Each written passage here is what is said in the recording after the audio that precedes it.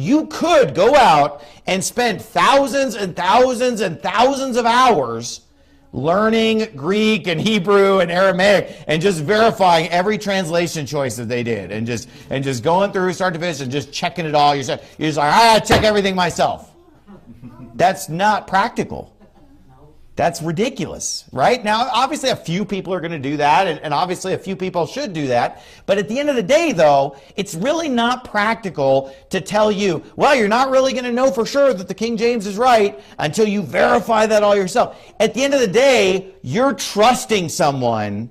You're basically trusting that the King James translators were those experts and that what they've given us is accurate. And it is accurate, right? I believe that the King James Bible is the Word of God without error.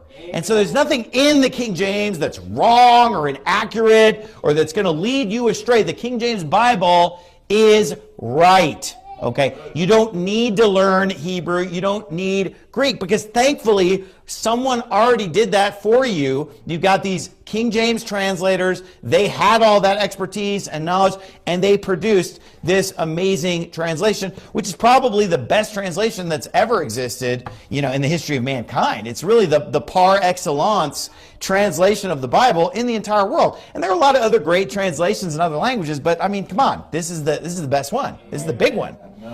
But here's the thing, and God obviously knew English was going to be a huge language, and so in his providence, he allowed that great collection of scholars to put it together. Well, here's the thing.